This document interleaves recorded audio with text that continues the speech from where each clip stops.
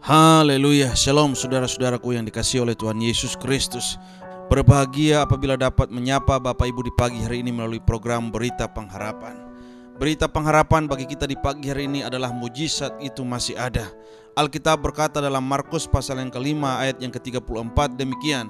Maka kata Yesus kepada perempuan itu, "Hai anakku, imanmu telah menyelamatkan engkau.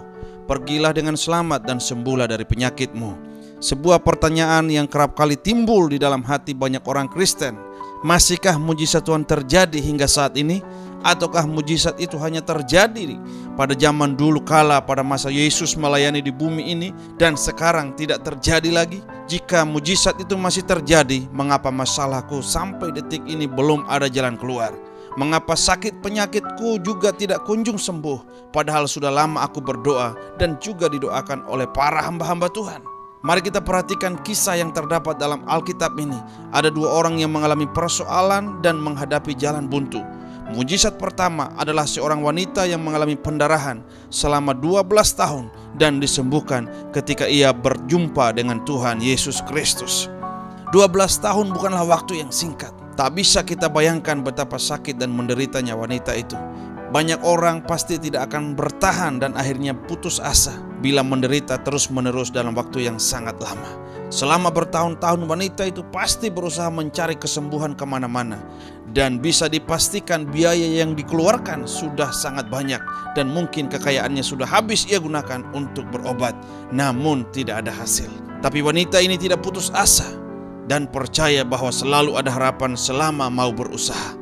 Ketika ia mendengar tentang Yesus, pengharapannya untuk mendapatkan mujizat semakin kuat. Dengan penuh iman, wanita itu berkata, "Asal ku jama jubahnya, aku akan sembuh." Ayat yang ke-28.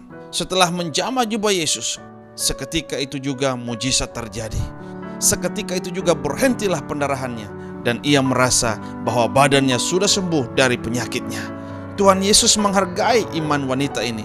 Imannya telah menyelamatkannya, dan karena itu ia mengalami mujizat kesembuhan dari Tuhan. Iman adalah kunci jalan bagi mujizat Tuhan terjadi dalam hidup kita. Iman adalah kunci yang menggerakkan hati Tuhan untuk bertindak. Karena itu, janganlah kita pernah meragukan kuasa Tuhan. Mujizat itu masih ada asal kita dengan iman datang kepada Tuhan Yesus. Karena Dia adalah dokter di atas segala dokter yang sanggup memberikan kesembuhan bagi kita yang tetap percaya kepadanya. Mari kita tetap percaya kepada Tuhan. Apapun yang kita hadapi hari ini, baik pergumulan sakit penyakit, pergumulan ekonomi, pergumulan keluarga, kalau kita tetap mengandalkan Tuhan, percaya kepada Tuhan, maka Tuhan akan menyatakan kuasanya. Dan itulah yang dikatakan mujizat terjadi dalam hidup kita. Amin buat firman Tuhan.